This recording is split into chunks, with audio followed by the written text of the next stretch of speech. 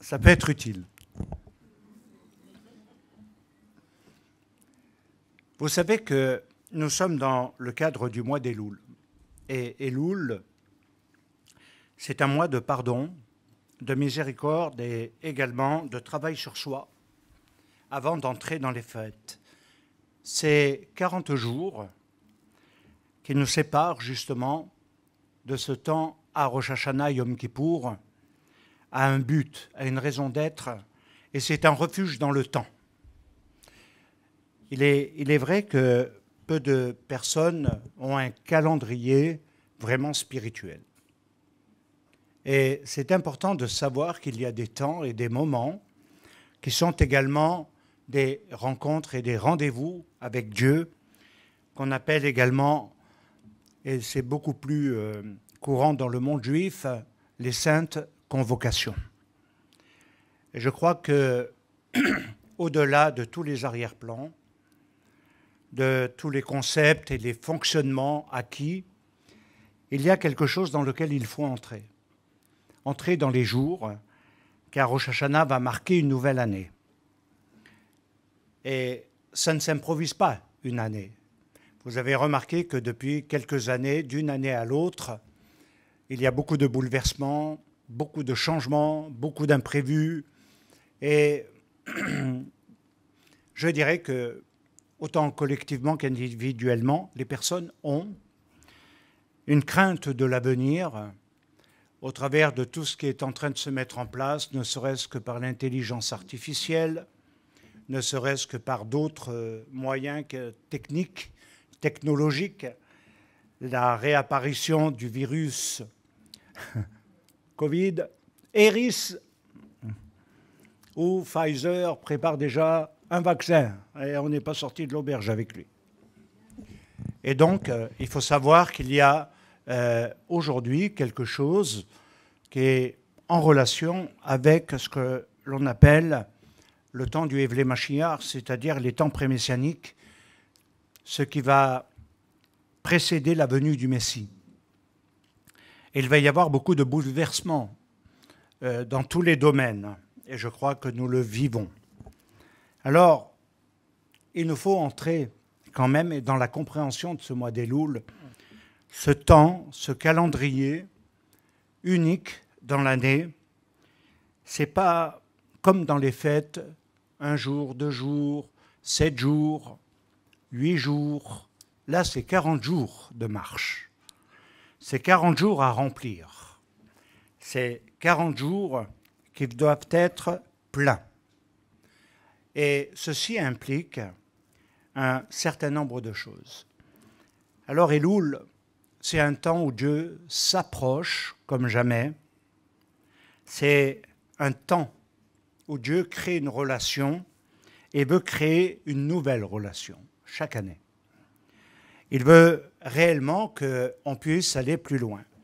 D'où le fait que les acrostiches de Annie, les Dodi et Dodili que l'on a chantés tout à l'heure, nous amènent à comprendre que ça nous lie à ce verset « Mon bien-aimé est à moi et je suis à mon bien-aimé ». C'est véritablement reconstruire une relation avec l'Éternel, reconstruire une relation familiale, reconstruire une relation dans nos keilot, dans nos assemblées, dans notre vie, en fait,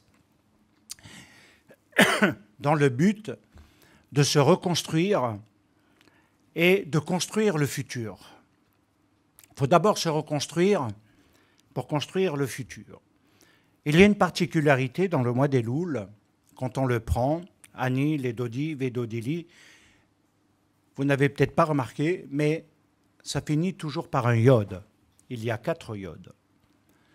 Et le yod, c'est le chiffre 10, c'est le chiffre des forces et des puissances. C'est également quelque chose qui nous conduit à Yeshua, qui commence par un yod et qui va nous amener à démontrer la puissance de la relation dans le pardon, la force de la miséricorde dans nos relations, dans quelque chose qui est extraordinaire. Quand on prend véritablement à cœur un certain nombre de choses, on va voir qu'il va se développer une relation d'amour. Vous savez, il y a plusieurs types de relations. La relation superficielle, la relation amicale, la relation affective, et puis ce qui va beaucoup plus dans l'intimité. Et je crois que c'est également ce que l'Éternel veut approfondir. Alors il est vrai que dans le cadre du mois d'Elul, il y a un travail sur soi. On ne travaille pas sur les autres. Je crois qu'il y a des mauvaises habitudes qui ont été prises par beaucoup dans leur vie, c'est de s'occuper de la vie des autres avant de s'occuper de sa propre vie, avant de s'occuper de ses propres problèmes, avant de régler ses propres conflits, ses propres, je dirais, problèmes d'ego. Et là, Elul nous place déjà, premièrement, dans une position individuelle, mais qui a un but collectif. Quelle est l'origine d'Elul, de ce calendrier, de son fonctionnement? Il faut savoir que dans un premier temps, c'est en rapport avec les tables de la loi. Quand Moshe est monté la première fois, il est resté 40 jours. 40 jours pour recevoir la pratique des commandements au travers des 10 dvarim, des 10 paroles. Et ceci a été quelque chose de fondamental. Il y a une deuxième chose qui s'est produite, c'est que quand il est descendu, il n'a pas vu un peuple enthousiaste, mais un peuple qui avait chuté totalement dans l'idolâtrie avec le veau d'or.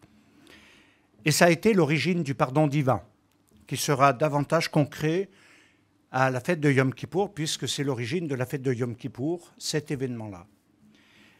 C'est un temps très particulier où Dieu voulait détruire le peuple à cause de ce mal, de ce péché. Et finalement, Moshe va intercéder et va demander à Dieu de l'épargner. Et à un moment donné, il va s'engager quelque chose que je cite souvent, entre Dieu et Moshe, et l'Éternel pardonnera, mais il ira plus haut que le pardon, c'est-à-dire la miséricorde, Rachamim, qui veut dire qu'il y a des niveaux plus élevés que simplement le terme slicha, de s'excuser ou d'excuser une faute, sans inclure sa personne, son cœur, son âme, sa pensée, mais d'aller au-delà, c'est-à-dire effacer ce qui constitue l'obstacle. Et je dirais que c'est la clé du mois d'Elul. Et il y a une troisième période, également, où Moshe va compiler un petit peu tout cela et mettre.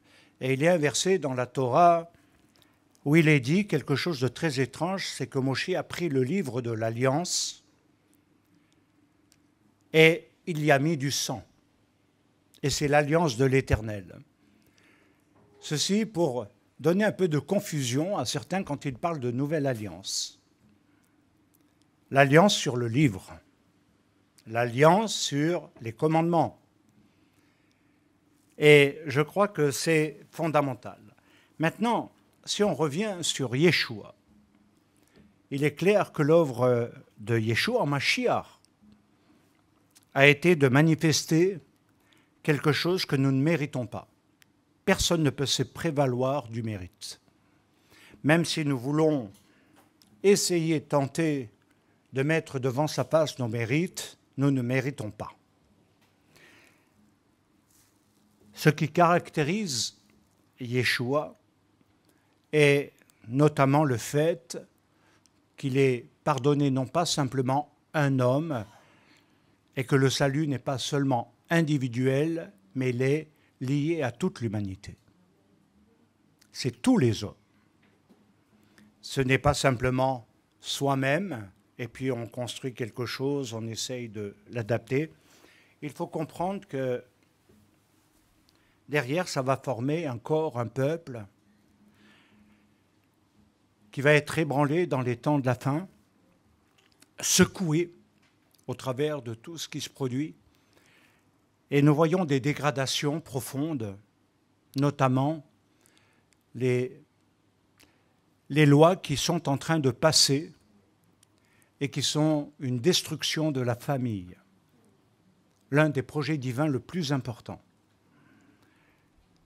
qui va certainement, dans les années futures, vraiment ébranler la société.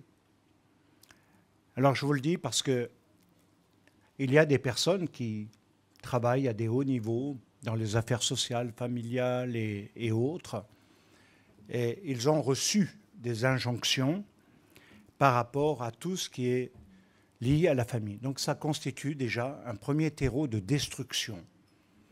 Ça veut dire la destruction aussi dans l'identité. Ne plus être un homme et une femme, mais être défini par autre chose.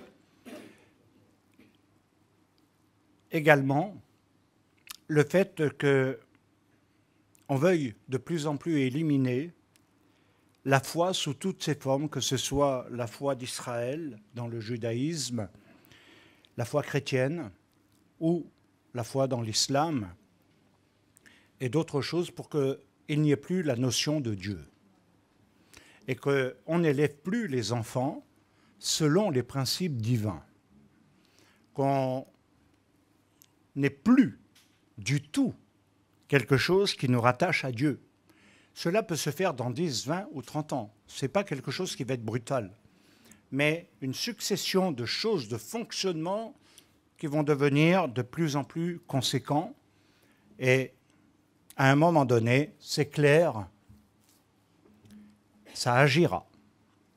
C'est pourquoi il est important de se poser les bonnes questions dans ce temps d'Elul. La première bonne question à se poser est également quelle est la responsabilité, pas uniquement personnelle, mais collective par rapport à ce qui se passe. Avons-nous assez prié? Avons-nous été assez engagés? Avons-nous été assez cohérents dans l'étude de la Torah pour construire les familles au lieu de les détruire? Pour construire également les relations au lieu de les détruire. J'aimerais vous dire, le gouvernement et autres s'activent largement pour le faire. Alors je vous appelle, à ceux qui sont connectés, à ceux qui sont de la Keïla, d'apprendre à ne pas jouer le jeu du mal, mais d'apprendre justement à inverser, à devenir une résistance spirituelle qui fera que Dieu peut nous exaucer. Mais cela va dépendre de notre teshuva. Cela va dépendre de notre prise de conscience. Certains sont tellement rivés sur eux, sont tellement pris par le travail, les soucis, que le reste ne les intéresse pas. Ils ont peur et c'est vrai qu'ils ont des inquiétudes, mais ils ne se sentent pas concernés. Et je dirais que c'est peut-être l'un des drames. Vous savez que le judaïsme, comme le christianisme du reste, sont véritablement à la base sur les fondements de la relation familiale. Et dans un deuxième temps, la relation les uns avec les autres. C'est pourquoi Dieu avait mis en place les lois sociales et qu'il y avait toutes sortes de choses pour éviter que cela ne se détruise, qu'ils ne se détruisent entre eux. Et donc il y a un peu ces points fondamentaux. Et je dirais que derrière, dans le mois d'Elul, qui est un mois de Teshuvah, c'est aussi un mois de générosité. Il est marqué par la règle des 3 taves, la Teshuvah, la Tzedaka et la Tefila. Bravo. Et je crois que c'est très important. La Teshuvah, c'est d'amener une repentance déjà par sa prise de conscience personnelle dans sa relation avec Dieu, mais c'est également de reconstruire et puis de faire une Teshuvah par rapport à tous les autres que nous avons côtoyés dans l'année par rapport au mal, à ce que nous n'avons pas fait, sans tomber dans une culpabilité dangereuse, psychologiquement parlant, mais d'être conscient et d'être dans le désir, c'est ça le vrai sens de la teshuva, de réparer et de ne plus être dans quelque chose qui va détériorer, mais au contraire qui va améliorer. Et je dirais que c'est là que réside la bénédiction. Donc bien comprendre, dans un premier temps, le chemin de la teshuva dans le temps des louls, qui fait que chacun connaît sa vie, connaît en quelque sorte ses relations, sait exactement le bien ou le mal qu'il a commis. Parfois, il y a de l'ignorance ou un peu d'inconscience, mais néanmoins, chacun sait. Donc ceci est quelque chose qui est personnel, mais qui doit être un chemin à ouvrir pour être abandonné. Ce mal doit être abandonné. On dit littéralement chez nous en hébreu, dans notre vocabulaire, on doit quitter le mal. Le mal ne doit pas nous habiter. Ne pas faire habiter le mal dans les jours futurs, dans les jours de notre avenir. Ce qui amène déjà en projection une forme de destruction, quelque chose qui ne va pas construire, quelque chose qui ne va pas s'améliorer, mais au contraire se détériorer, et nous détériorer. Et nous voulons justement sortir de cela. La tfila va accompagner tout au long ce temps, et notamment sur la base, l'une des clés de la base à ce niveau-là, c'est le psaume 27. Une coutume également qui accompagne, c'est que, suivant les traditions ashkénazes ou séfarades, il y a des différences, on est accompagné par le son du shofar tout au long de ces jours. Le son du shofar, qui est un son de profondeur, qui nous rappelle la Kéda, c'est-à-dire la ligature d'Yitzhak, et en même temps, cette alliance qui a été faite où Dieu pourvoira et qui est devenue le lieu du mont du Temple dans le futur.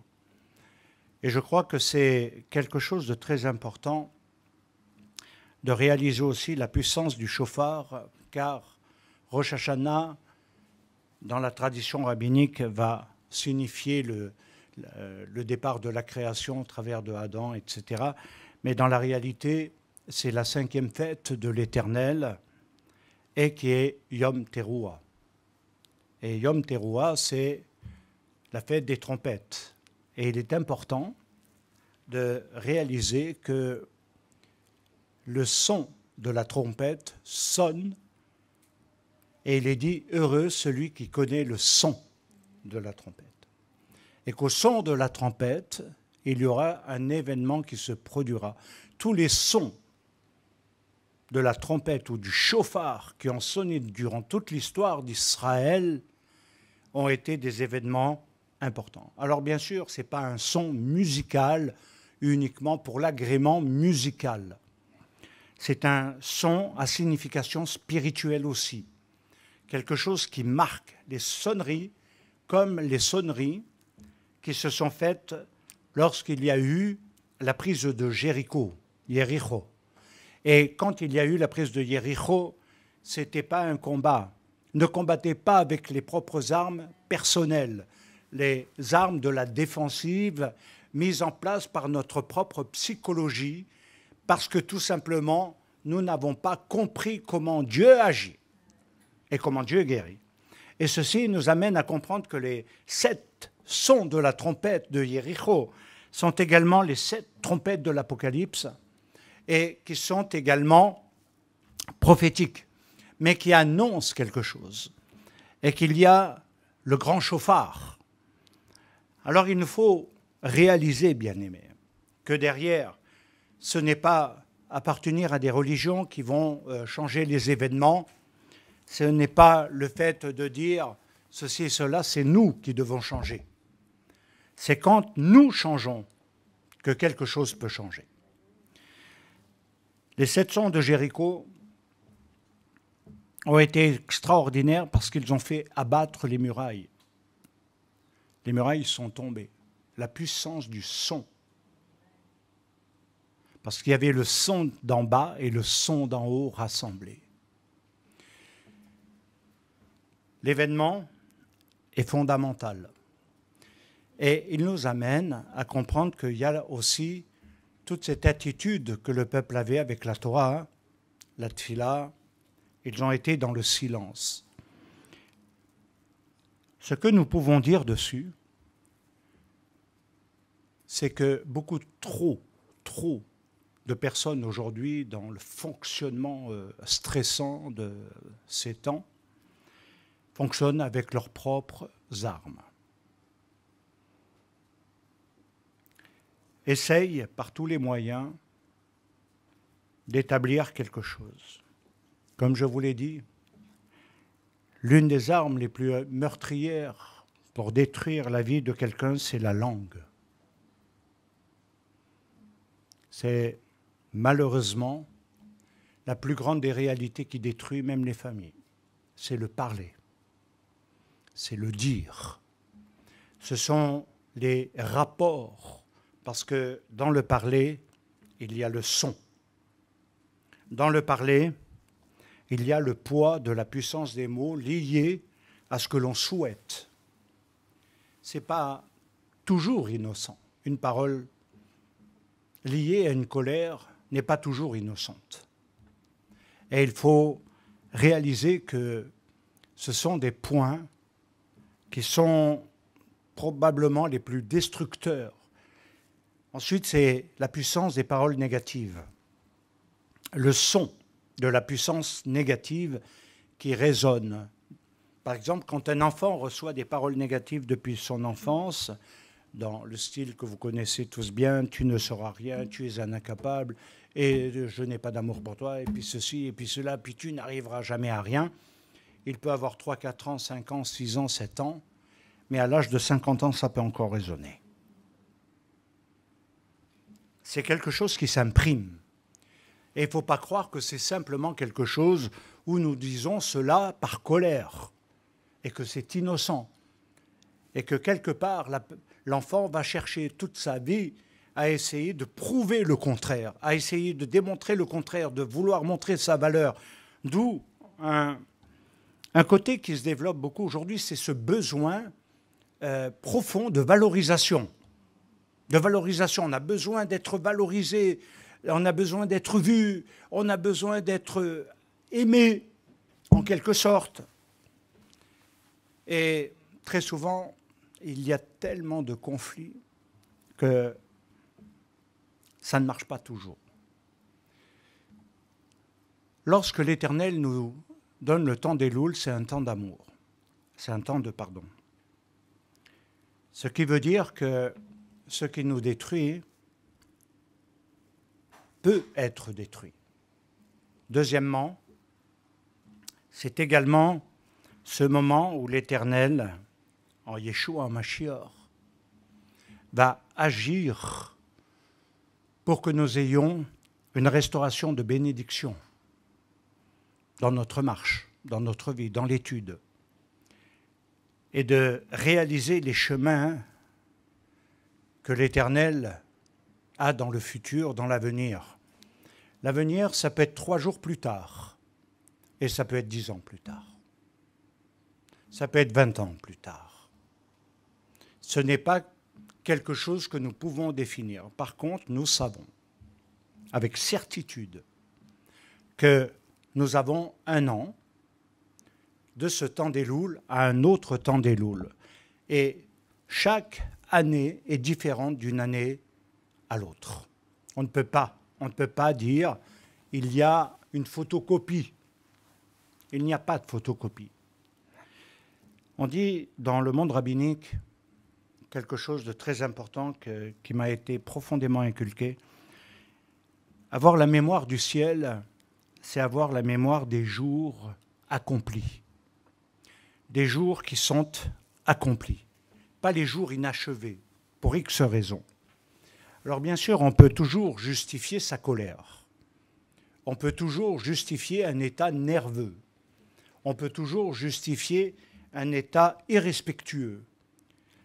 Derrière, cela signifie qu'il y a beaucoup de problèmes en profondeur de vie, de choses qui ont été vécues mais qui sont complètement, je dirais, mélangées et partent dans tous les sens, ce qui fait que les gens changent d'un moment à l'autre. Un coup je t'aime plus, un coup c'est formidable, ah non c'est pas bon, ah et ci et ça, et ci et ça. Retrouver le chemin de la tefila, c'est également réaliser cette relation que nous devons reconstruire avec l'Éternel. Un constat que nous devons tous faire. Nous prions peu, trop peu. Nous parlons beaucoup aux hommes et nous parlons peu à Dieu. Et je crois qu'il faut inverser. Dans ce temps d'Elul, parlons moins. Et moins négativement. Moins méchamment. Moins irrespectueusement. Et tournons-nous vers Dieu. Et parlons à l'Éternel. Parlons à l'Éternel. C'est le sens de Tfila. Même si la Tfila revêt beaucoup de fond et de forme, c'est quand même l'un des buts essentiels, c'est de construire une relation pour que Dieu nous entende. Et c'est le but d'Elul, être entendu. Alors pas seulement dans ses détresses ou dans ses gémissements ou dans les pleurnichages, mais dans quelque chose qui est lié à cette teshuva profonde qui extrait ce mal qui nous ronge et qui nous empêche d'aller plus loin. Le troisième point pivot, c'est la tzedaka. La tzedaka, c'est l'amour, c'est la piété, c'est la charité, c'est la générosité. Aujourd'hui, on peut constater que la générosité baisse. La générosité baisse. Je ne parle pas seulement d'un plan financier, mais l'attitude de cœur généreux baisse. Beaucoup travaillent sur leur propre égoïsme, donner aux autres du temps ou donner quelque chose qui pourrait contribuer à élargir le cœur, à changer des cœurs. Ils ne le font pas, ils vivent que pour eux-mêmes. C'est toi, moi et Dieu. Dieu, moi et toi. Et personne d'autre. Je crois que je veux parler à votre cœur. Je ne sais pas si je serai entendu. Je ne sais pas si les paroles seront reçues. Mais un vrai changement, une vraie transformation, une vraie vie et marche avec Yeshua, une marche dans la Torah, une marche avec Dieu, se traduit par ces 3 points essentiels. Et que la tzedaka n'est pas mise de côté. Et qu'elle doit justement tenir compte d'un aspect qui se dégrade dans nos sociétés. C'est cette notion où nous voyons de plus en plus, et je pense que ça va s'accentuer, c'est une certitude même, la détresse sociale.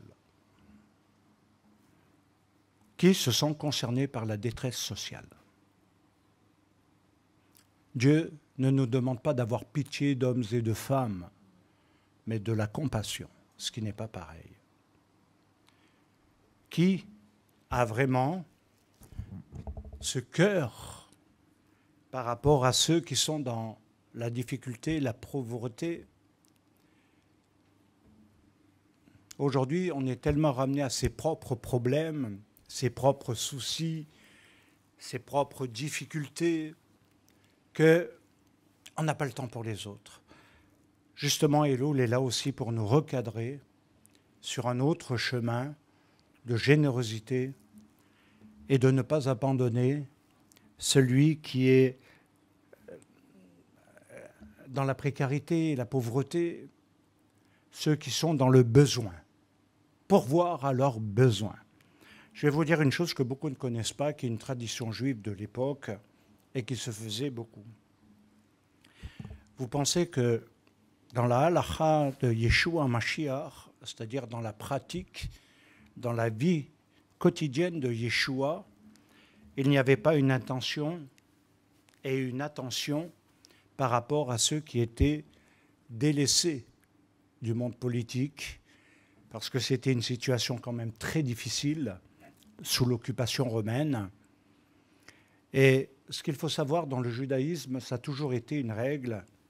Il y a toujours une bourse qui devait être portée pour être donnée aux pauvres. La personne qui portait la bourse à l'époque de Yeshua, c'était Judas.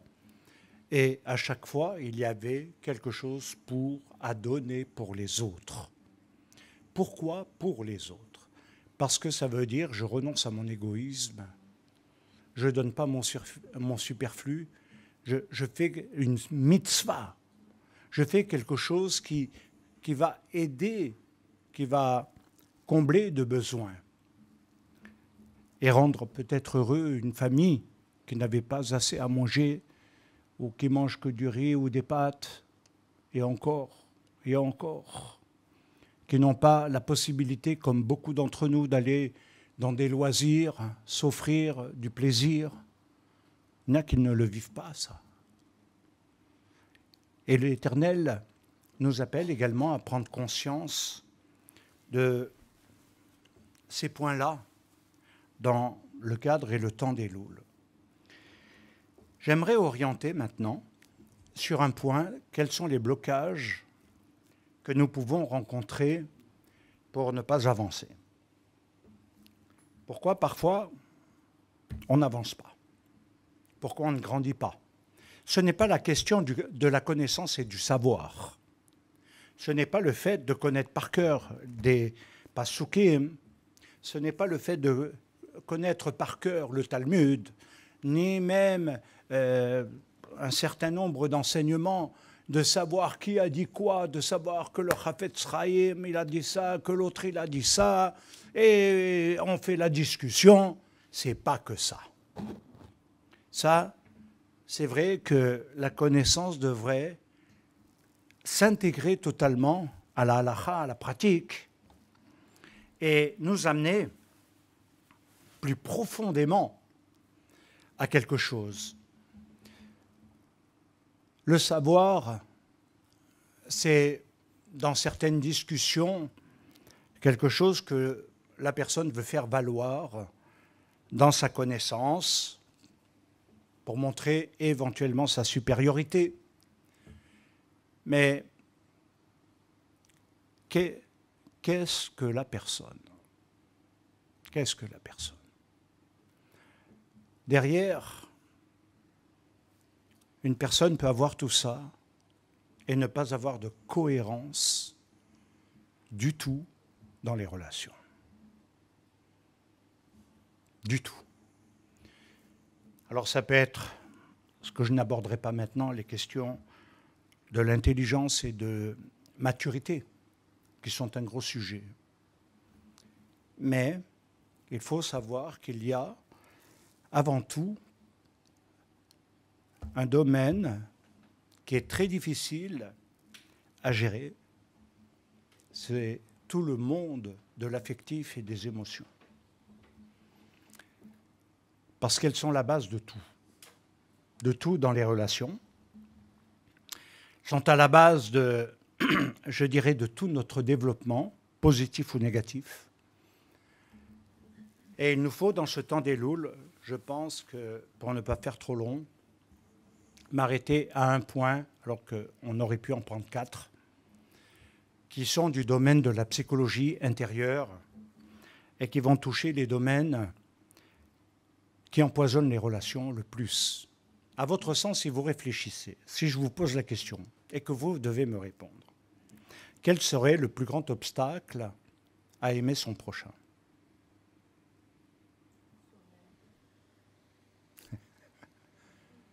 Non seulement, comme on l'a vu dans un cours,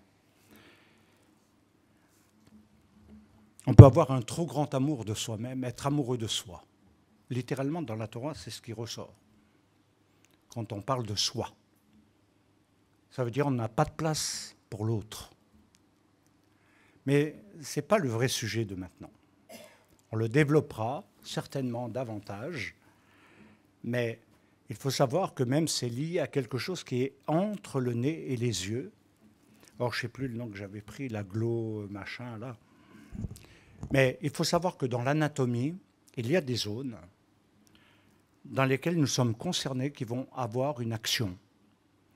Et elles déterminent également un fonctionnement dont on n'est pas conscient dans nos émotions, notre pensée, ce qui constitue également notre psychologie, mode de fonctionnement. Et donc, au travers de cela, l'obstacle majeur est celui de l'amertume. L'amertume. Il est important, dans un premier temps, dans ces premiers jours des Loul, que toute racine d'amertume, comme le dit Shaoul de Tars, alors, même si on peut nous reprocher qu'on est toujours dans la Torah, etc., mais Shaoul de Tars va quand même très loin. Il est quand même insistant que toute racine d'amertume disparaisse. Et je dirais que l'amertume est un poison, un acide dans l'âme. Beaucoup ne s'en rendent pas compte. Alors, l'amertume peut avoir diverses origines, notamment sa base principale, c'est quand même la déception. Déçu de l'un, de l'autre, déçu de Dieu, déçu de ça, et on crée.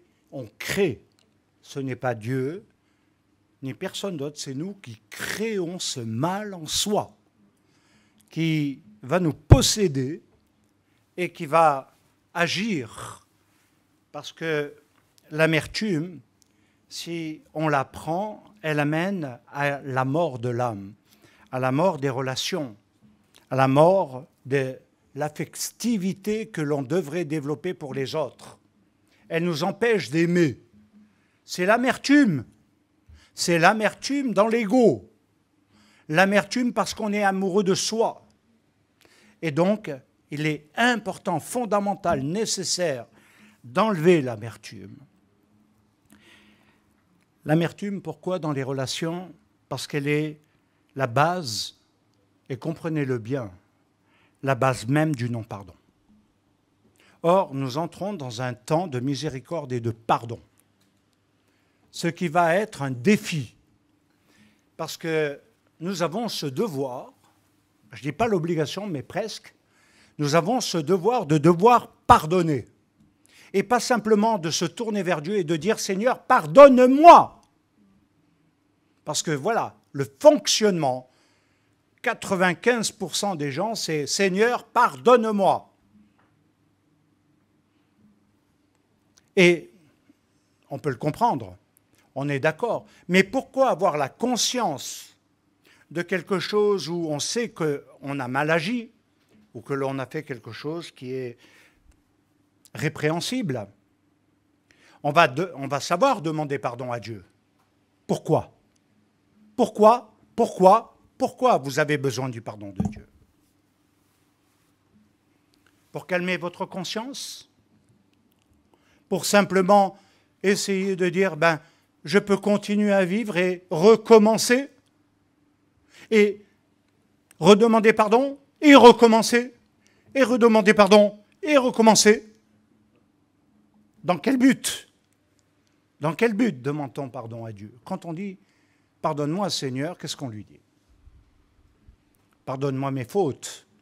Vous savez, la prière de Tachanounim nous amène à quelque chose où, dans le temps de pénitence, de repentance, de Yom Kippour et autres, on frappe la poitrine.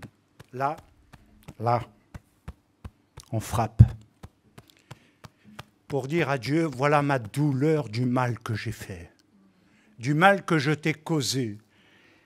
On a peut-être trop appris, à un moment donné, de relativiser le fait que Dieu peut tout pardonner sans explication. Et nous amener à dire, de toute façon, Si je fais quelque chose de mal, je lui demande pardon et je vais pouvoir après recommencer parce que c'est quelque chose qui s'établit comme ça. Je vous dirais que non, justement, ce temps des louls, Rosh Hashanah Yom Kippour et les 10 jours de Teshuvot qui séparent Rosh Hashanah Yom Kippour nous amènent justement à aller dans la profondeur de sa conscience. Pas dans la superficie de sa conscience, la profondeur. Et de pouvoir justement arriver à dire Seigneur, oui, pardonne-moi, afin que je ne pêche plus. Afin que je ne pêche plus, que je ne recommette pas cette faute dans mon futur. Libéré de l'amertume va passer par des phases cruciales sur soi-même, parce qu'elles sont contradictoires en nous, dans les positions. On voudrait pardonner, sachant que la Bible le dit, qu'on doit pardonner même 7 fois, 77 fois. On sait qu'on doit faire un certain nombre de choses, mais on ne le fait pas. Pourquoi? Parce qu'on est dans la contradiction de, finalement, comme si on se disait que, eh bien, l'autre, où j'estime qu'il m'a fait mal parce qu'on n'est pas conscient du mal que soi-même on fait, hein, eh bien, c'est trop facile pour lui ou pour elle. Donc je ne vais pas le faire. Et puis, ça m'a tellement atteint dans mon orgueil, dans mon amour-propre, dans ma personne, que je ne peux pas. Elul lâche prise. Et il nous dit pardonne. Je vais vous dire l'une des plus grandes clés, non seulement de toute ma vie, mais de tout ce que j'ai vu véritablement s'épanouir, grandir et être mature dans le domaine spirituel comme dans le domaine de l'étude de la Torah. Une cohérence. Ce sont les personnes qui ne sont pas rattachées par un passé amer. Les personnes qui sont rattachées par un passé amer n'avancent jamais dans leur futur. Ils font de la stagnation, ce qu'on pourrait appeler un présent perpétuel. Ils sont toujours dans le même schéma psychologique, physique, etc., intellectuel. Ils n'avancent pas. Alors ils croient qu'ils avancent par les émotions, mais ils n'avancent pas. Et chaque fois qu'un problème se met devant eux, ils vont l'alourdir en l'amplifiant parce qu'ils ont pris une mauvaise habitude. Lâcher le passé, renoncer à l'amertume qui nous retient dans le passé, et c'est pourquoi Elul devient un présent dans la Teshuvah, dans la Tfila, le pardon, et qu'il va nous conduire à nous pardonner les uns les autres. Que disait Yeshua? Mettons en pratique ce qu'il dit, quand même. Arrêtez de dire c'est toujours dans le judaïsme, c'est la loi, et puis machin, nous on est en Yeshua, on est dans la grâce. Ok, eh bien moi je vais te dire, qu'a dit Yeshua de plus élevé que la Torah, hein? Aime ton prochain comme toi-même. Plus grand commandement. De aimez-vous les uns les autres comme je vous ai aimé. Et là, nous retrouvons le vrai sens de tout. Là, nous retrouvons le vrai fonctionnement. Et aimer veut dire obligatoirement. Pour grandir dans l'amour, ça veut dire pardonner. Pardonner. Vous savez, je suis rav depuis pas mal d'années. J'exerce quand même depuis pas mal d'années. Les plus grands obstacles que j'ai rencontrés dans la vie des gens, les plus destructeurs, ceux qui ont fait le plus de mal dans les couples, dans les relations parents-enfants, c'est, de cultiver l'amertume dans les paroles. Un vrai ping-pong. et tu as fait ça. Et je te renvoie la faute, et moi je te renvoie la faute. Et moi je te renvoie ton manquement. Et toi tu me dis mon manquement. Eh bien moi je te renvoie ton manquement. Et puis finalement, ça se transforme en colère. C'est là où il y a eu des non-pardons. Les personnes qui ont le plus réussi, il faut parler de réussite. Réussir son futur, ce n'est pas utopique. C'est quelque chose qui, oui, contiendra certainement des épreuves, des choses non prévisibles, mais on réussit dans son âme à l'élever, lui donner un niveau de vie. Ce sont ceux qui ont passé par le chemin du pardon alors qu'ils étaient dans l'impardonnable. J'espère que vous entendez. Et que Yeshua nous dit justement, au travers de ce temps d'Elul par lequel j'ai introduit de Moshe qui redescend, ce que l'Éternel donne comme grande leçon aujourd'hui, il n'y a pas d'impardonnable. Même lui a pardonné l'impardonnable. Voilà la grande leçon que nous devons retenir dans ce temps. C'est de nous libérer. Le pardon libère. Et pourquoi ? Parce qu'il contient 6 noms, le pardon. Il ne contient pas qu'un nom générique comme nous on l'a en français. Dans l'hébreu, il a 6 noms, 6 sens, 6 significations. Et à chaque fois, il nous donne le cheminement qui va être celui de Yom Kippour, c'est-à-dire Kaper, ce qui couvre, ce qui efface, ce qui se met dessous. Et c'est comme ça qu'on arrive à Kapara, c'est-à-dire il a couvert nos fautes. Et c'est ce que Yeshua a accompli. Qu'est-ce qu'il a fait ? Il a couvert nos fautes, notre mal. Il n'a pas notre passé devant sa face, il n'a que notre futur. Pardonnez-vous, aimez-vous. Et je dirais que c'est même la réussite d'un couple, d'une famille. Sans pardon, il n'y a pas de vie de couple. C'est dur de baster, parfois. Mais c'est le secret de la réussite, de l'épanouissement, de l'amour et de la bracha. La bracha dans la maison. La paix, le shalom dans la maison. Ça ne veut pas dire qu'il n'y a pas des épreuves, des difficultés, mais c'est ce qui amène la paix. Que l'Éternel vous bénisse. Toda Rabba, Shabbat Shalom.